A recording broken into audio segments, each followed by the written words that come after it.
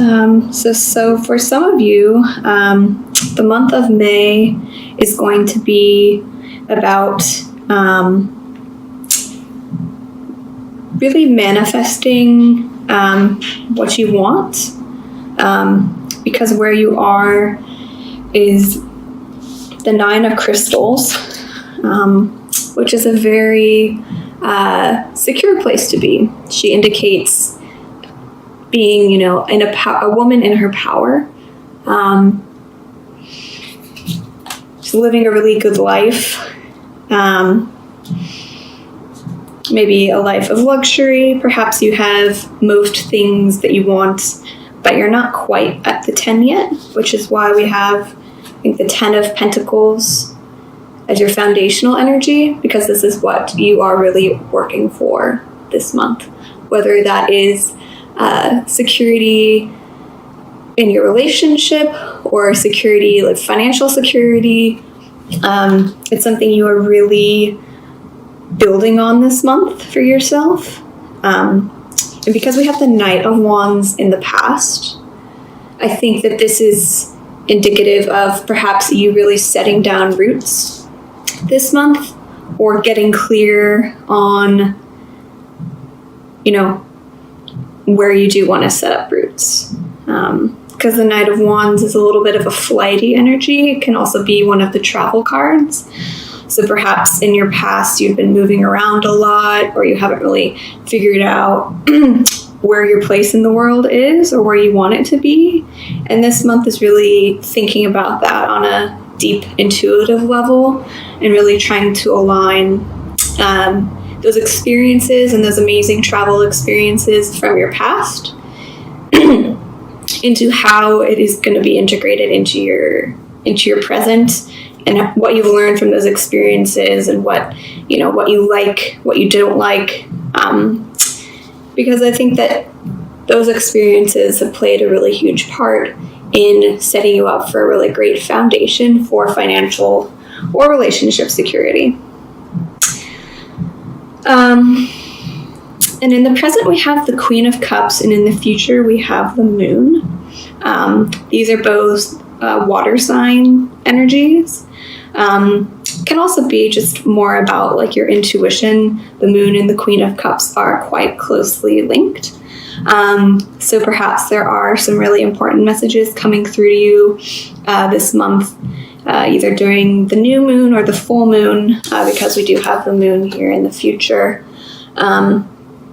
There could be some important messages coming through, so pay close attention during those times, during the new moon and the full moon during the month of May, to see if there are any important messages coming through. I'm just going to pull some clarifiers. What does Aquarius need to know about the Queen of Cups in the present?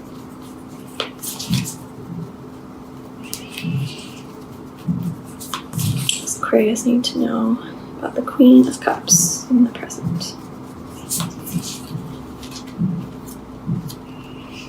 The Knight of Swords. So the Knight of Swords is a little bit more of an aggressive energy.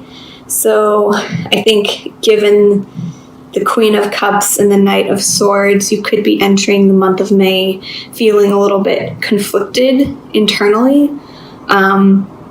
Or this could be an air sign. Perhaps you are embodying the Queen of Cups energy, which is very gentle, intuitive, open to receiving, very loving, very kind. And the Knight of Swords is kind of, let's get things done. A little bit brazen, can be a little bit impulsive as well. So if someone is coming to you in that kind of way and it's really putting you off, just kind of, observe that energy, or communicate to them that, their approach isn't really working for you.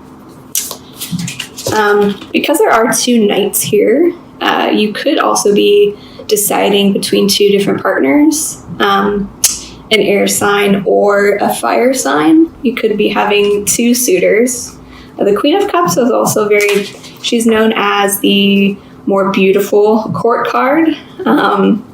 So perhaps you are really stepping into your own feminine energy this month, especially with the Nine of Crystals and the Queen of Cups, and that is attracting new partners or new potential partners. So clarify for the moon in the future for Aquarius. What does Aquarius need to know about the moon?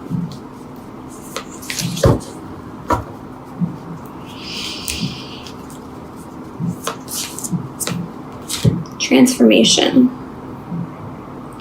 So I think towards the end of May, maybe the middle of May or towards the end of May, you could be undergoing perhaps a psychic or spiritual transformation, or perhaps you are thinking about, relocating somewhere, or just really making a huge change in your life. I think that this month in May, the lunar energies are going to be very important to you,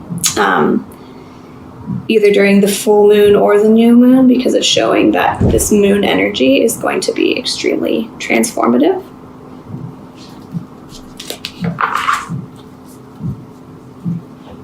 Just going to pull a clarifier for the 10 of Crystals. What does Aquarius need to know about 10 of Crystals as a foundational energy?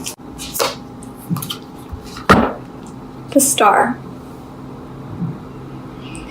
So the Star is also ruled by the sign of Aquarius. So I think it's also symbolic of healing and renewal and hope. It's also one of the wish cards of the tarot. So perhaps this month,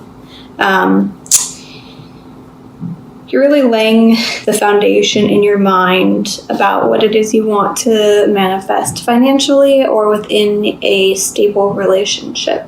The 10 of Pentacles can be about, achieving financial abundance and security, but it can also be achieving abundance and security within your relationship. So with the Star energy here, I think it's really important to kind of keep your eye on the prize and don't lose hope, don't lose faith. So if you are struggling financially or you are struggling within a personal relationship, to kind of take things to that next level, really focus on being hopeful, integrating really positive thoughts into your mind, just really focus on the positives about your financial or relationship situation.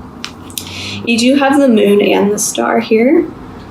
So I would say just listen to your intuition a lot this month. You may be going through some transformation, some personal transformation or transformation in your love life. So just observe what that means for you. So what shamanic healing card do you have for sign of Aquarius for May 2018?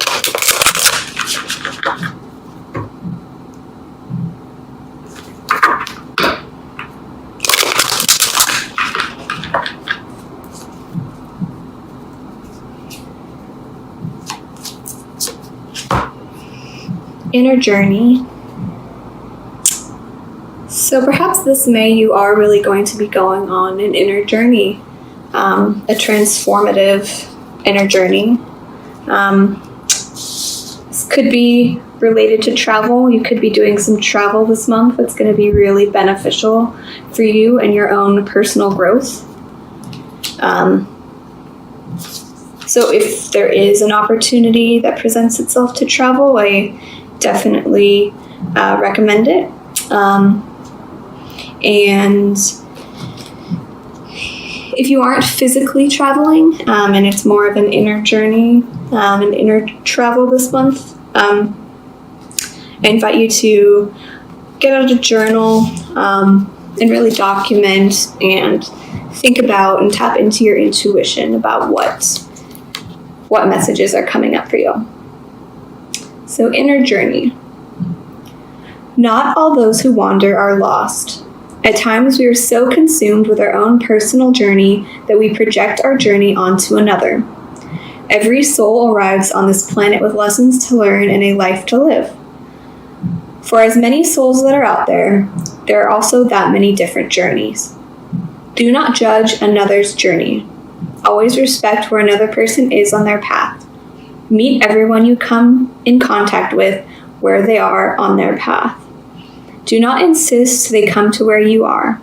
By doing this, you will not only expose those around you to your own healing vibration, but you will offer them acceptance without judgment. This is a great gift both to give and receive. So, given that there are 3 court cards here, perhaps there is a lot of energy from others coming at you this month. A lot of people pulling you in many different directions with their own idea of what success and security means for you. But I think you already know what your truth is. And even if you're on, your own very individual path that may not look like another's path, that's okay. As long as you are happy and feeling fulfilled in your life journey, no one can take that away from you. So I'm just going to pull a Rumi Oracle card for the Sun of Aquarius. Number 24.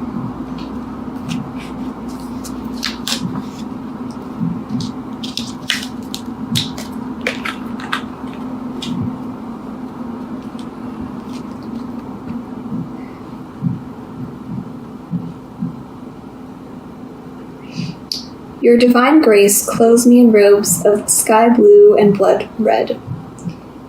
As a shimmering galaxy of compassion within the field of which no being is excluded, the darkness of night is illuminated, and all creatures are bathed in a fine golden hue of your presence.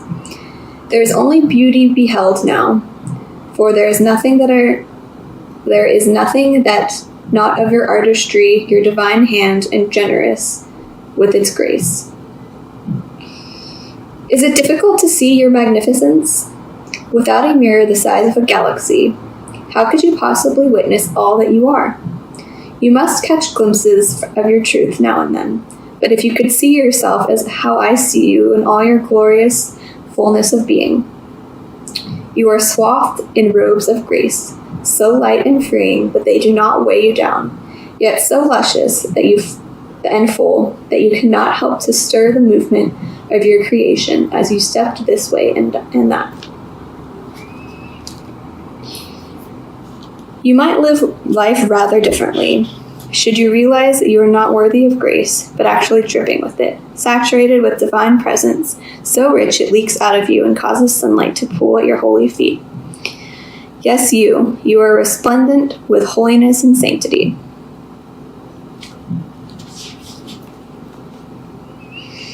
This oracle comes to you with a message. You may be wondering if you can attain this next stage of growth in your life. You are already well equipped to do so, no matter what it might be in this situation, the circumstances, or others involved, even yourself. You have within you your sole possession, more than enough grace to see you through anything if you are bold enough to envision for yourself, or any vision you feel like life has bestowed upon you. So pray through unconditional love to access all that you are, to be supported by those beings that love you without condition. Pray to realize that you are so drenched in sacred grace that the well of your being is full. All that is needed to nurture you onto the next step of your life path is within you. Success is yours, but you must believe in your ability, your readiness, and your capacity to take on this next phase of the journey now.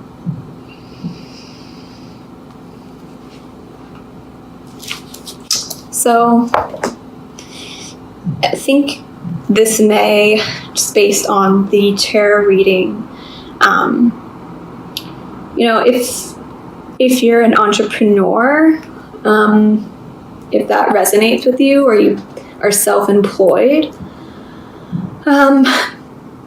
perhaps you're really ready to take the next step in your business,